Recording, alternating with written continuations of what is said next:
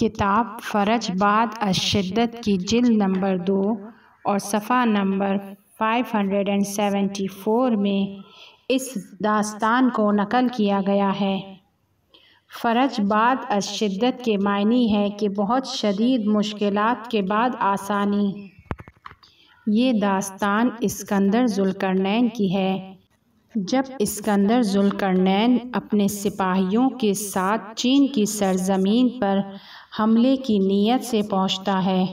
تو اس کے سپاہی اس ملک کو چاروں طرف سے گھیر لیتے ہیں اور وہیں پر پڑاؤ ڈالتے ہیں۔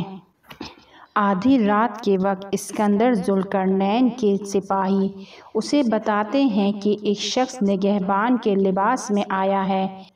اور کہہ رہا ہے کہ وہ چین کے بادشاہ کا قاصد ہے اور وہ آپ سے ملاقات کرنا چاہتا ہے۔ اسکندر ذوالقرنین اسے ملاقات کی اجازت دیتے ہیں۔ جب وہ شخص اسکندر ذوالقرنین کے پاس آتا ہے تو احترام کو بجا لاتا ہے اور غلاموں کی جگہ کھڑا ہو کر عرض کرتا ہے، اگر بادشاہ کے لیے ممکن ہے تو وہ اپنے غلاموں اور خدمتکاروں کو حکم دے کہ وہ یہاں سے چلے جائیں، میں چین کے بادشاہ کی جانب سے ایک خصوصی پیغام لے کر آیا ہوں۔ اسکندر حکم دیتا ہے کہ اس کی تلاشی لی جائے، ایسا نہ ہو کہ تنہائی کو غنیمت سمجھتے ہوئے مجھ پر حملہ کر دے۔ اسکندر کے خدمتکاروں نے اس شخص کی تلاشی لی لیکن اس کے پاس کوئی اسلحہ، کوئی چاقو یا تلوار نہیں تھی۔ اب اسکندر اپنے غلاموں کو حکم دیتا ہے کہ ننگی تلوار لاؤ اور اس کے بعد وہ اس تلوار کو اپنے ہاتھ میں پکڑتا ہے اور اپنے غلاموں، خدمتکاروں اور نگہبانوں سے کہتا ہے کہ باہر چلے جاؤ۔ اس کے بعد اس آنے والے قاصد سے کہتا ہے کہ جہاں پر کھڑے ہو وہیں پر کھڑے رہو اور جو کچھ بولنا ہے وہیں سے بولو۔ اب وہ آنے والا قاصد کہتا ہے کہ اسکندر اس بات کو جان لے اور یقین رکھے کہ میں چین کے بادشاہ کا بھیجا ہوا قاصد نہیں ہوں بلکہ میں خود چین کا بادشاہ ہوں، اور میں یہ جاننا چاہتا ہوں کہ تم کیوں اتنا بڑا لشکر لے کر ہمارے پاس آئے ہو اور ہم پر حملہ کرنا چاہتے ہو، اور وہ کون سا ایسا کام ہے کہ جسے ہم لوگ انجام دیں تو تم راضی ہو جاؤ اور جنگ نہ کرو۔ ہماری پوری کوشش ہوگی کہ اس کام کو انجام دیا جائے جسے آپ حکم دیں گے تاکہ جنگ رخ نہ پائے۔ اب اسکندر چین کے بادشاہ سے پوچھتا ہے، کیا وجہ ہے کہ تم اپنی جان پر کھیل گئے ہو اور تمہیں کس طرح سے یقین آیا کہ تمہیں امان دی جائے گی، اور کیوں تم نے اپنی جان کو مصیبت میں ڈالا اور یہاں پر آئے ہو؟ ممکن ہے کہ ہم تمہیں قتل کر ڈالیں یا تمہیں اپنا قیدی بنا لیں۔ اب چین کا بادشاہ کہتا ہے کہ میں جانتا ہوں کہ تم میں مردانگی ہے اور تم عادل شخص ہو، اور میں یہ بھی جانتا ہوں کہ ہمارے درمیان کوئی پرانی دشمنی نہیں ہے، ہمارے درمیان کوئی جنگ یا جنایت رخ نہیں پائی ہے کہ جس کا قصاص لینا تم پر واجب ہو، اور یہ بات تم بھی اچھی طریقے سے جانتے ہو کہ اگر تم لوگ مجھے قتل کر دو گے تب بھی چین تمہارے آگے تسلیم نہیں ہوگا، اور اگر مجھے مار ڈالتے ہو تب بھی چین کے لوگ خود کے لیے ایک نئے بادشاہ کا انتخاب کر لیں گے، اسے تخت پر بٹھائیں گے اور اس طرح تم اپنے مقصد تک نہیں پہنچ پاؤ گے، جنگ ہوگی اور بدنامی تمہارے حصے میں آئے گی۔ اسکندر جب چین کے بادشاہ کی یہ بات سنتا ہے تو سر جھکا کر فکر میں ڈوب جاتا ہے اور اسے سمجھ آ جاتا ہے کہ چین کا بادشاہ ایک عاقل شخص ہے۔ اس کے بعد اسکندر ذوالقرنین اپنے سر کو اٹھاتا ہے اور چین کے بادشاہ سے کہتا ہے، اگر میں تم سے کہوں کہ 3 سال تک اپنے ملک کی درآمد مجھے پرداخت کر دو اور اس کے بعد ہر سال اپنے ملک کی آدھی درآمد میرے حوالے کر دو۔ تو کیا تم میری اس بات کو قبول کرو گے؟ اب چین کا بادشاہ اسکندر سے سوال کرتا ہے، کیا اس کے علاوہ آپ کی کوئی اور درخواست ہے؟ اسکندر کہتا ہے کہ نہیں۔ چین کا بادشاہ اسکندر کی بات کو قبول کر لیتا ہے اور خوشی کا اظہار کرتا ہے اور کہتا ہے کہ میں آپ کی بات پر جان و دل سے عمل کروں گا۔ 3 سال تک ملک کی درآمد آپ کے حوالے کر دوں گا اور اس کے بعد ہر سال ملک کی آدھی درآمد آپ کو دے دوں گا۔ اب اسکندر چین کے بادشاہ سے ایک عجیب سوال پوچھتا ہے اور پوچھتا ہے کہ جب تم لوگ 3 سال تک مسلسل اپنی تمام درآمد کو میرے حوالے کر دو گے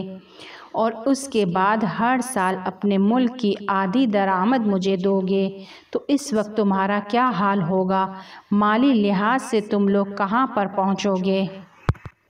چین کا بادشاہ کہتا ہے کہ ہم لوگ اس قدر ناتوان اور کمزور ہو جائیں گے کہ اگر کوئی دشمن ہم پر حملہ کرے گا تو ہم لوگ خود کا دفاع نہیں کر پائیں گے،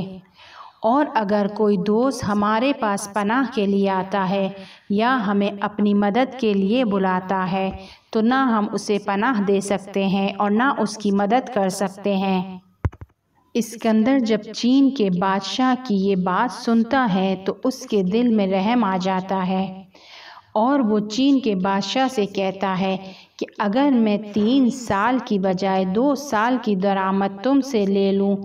اس کے بعد تمہارا کیا حال ہوگا؟ چین کا بادشاہ کہتا ہے کہ وہ مشکلات جو میں نے تمہیں بیان کی تھی اس مشکلات میں تھوڑی سی کمی آ جائے گی۔ اب اسکندر چین کے بادشاہ سے کہتا ہے اگر میں 3 سال کی بجائے 2 سال کی بجائے صرف 1 سال کی درآمد کو تم سے لوں تو اس وقت تمہارے ملک کی کیا حالت ہوگی؟ چین کا بادشاہ جواب دیتا ہے کہ لشکر کے اور فوج کے کاموں میں کوئی خلل واقع نہیں ہوگا، لیکن ملک کے فلاحی اور ترقی کے کاموں میں ہم لوگ مشکلات سے روبرو ہو جائیں گے۔ اب اسکندر چین کے بادشاہ کو ایک اور پیشنہاد دیتا ہے اور کہتا ہے کہ اگر میں تمہاری 1 سال کی درآمد کا 3/4 حصہ رکھ لوں تو اس وقت تمہاری کیا حالت ہوگی؟ چین کا بادشاہ کہتا ہے مجھے تمہاری یہ بات منظور ہے، 3 حصے تم رکھ لینا اور باقی 1 حصے کو میں ملک کے کاموں کے لیے استعمال کروں گا۔ سرانجام طے یہ پاتا ہے کہ چین کا بادشاہ اپنی 1 سال کی درآمد کے 3 حصوں کو اسکندر کو دے گا اور خود کے لیے 1 حصے کو رکھے گا۔ چین کا بادشاہ اسکندر کا بہت زیادہ شکریہ ادا کرتا ہے اور وہاں سے چلا جاتا ہے۔ جیسے ہی صبح ہوتی ہے اور سورج طلوع کرتا ہے دیکھتے ہیں کہ اسکندر کی فوج کو چاروں طرف سے چین کی فوج نے گھیر لیا ہے۔ جس طرف بھی نظر جاتی ہے صرف فوج ہی فوج نظر آ رہی تھی۔ اسکندر کے سپاہی بہت حیرت زدہ تھے اور وحشت میں مبتلا تھے۔ اسکندر کے سپاہی بھی گھوڑوں پر سوار ہو کر جنگ کے لیے تیار ہو جاتے ہیں۔ اسکندر اپنے گھوڑے پر بیٹھتا ہے اور چین کے بادشاہ کے پاس آتا ہے۔ جیسے ہی چین کا بادشاہ اسکندر کو دیکھتا ہے اپنے گھوڑے سے نیچے اتر آتا ہے اور احترام بجا لاتا ہے۔ اب اسکندر چین کے بادشاہ سے مخاطب ہو کے کہتا ہے کہ تم نے مجھے دھوکہ دیا اور فریب میں مبتلا کیا، ہم کو صلح کی دعوت دے کر فریب میں مبتلا کیا اور خود جنگ کے لیے تیار ہو گئے۔ چین کا بادشاہ کہتا ہے کہ ایسی کوئی بات نہیں ہے، کوئی فریب نہیں دینا چاہتا میں تمہیں۔ میں نے جو عہد و پیمان تمہارے ساتھ باندھا ہے اور جس بات پر راضی ہوا ہوں اس پر ابھی تک باقی ہوں، لیکن اس لشکر کشی اور لشکر کی شان و شوکت دکھانے کا مقصد یہ ہے کہ میں چاہتا ہوں کہ تم میری فوج کی طاقت کو دیکھ لو اور چاہتا ہوں کہ ہماری جنگی آلات کو بھی دیکھ لو، تاکہ تمہیں یہ سمجھ آ جائے کہ اگر میں نے تمہارے ساتھ عہد و پیمان باندھا ہے یا تمہاری بات کو قبول کیا ہے تو اس کا مقصد یہ نہیں ہے کہ میں مجبور تھا یا میرے پاس طاقت نہیں تھی لڑنے کی۔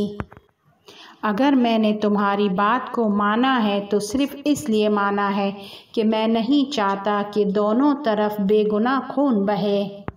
اب اسکندر کہتا ہے کہ تم میں مردانگی ہے اور میں نے تمہارے جیسا کامل تر اور عاقل تر بادشاہ نہیں دیکھا، اور جو کچھ ہمارے درمیان عہد و پیمان ہوا اور جس چیز کا میں نے تم سے مطالبہ کیا میں تمہیں معاف کرتا ہوں اور اپنے سپاہیوں کو حکم دیتا ہوں کہ وہ تمہاری سرزمین سے باہر چلے جائیں۔ اس کے بعد اسکندر اپنے سپاہیوں کو حکم دیتا ہے کہ جس قدر جلدی ہو سکے اس ملک کو چھوڑ دو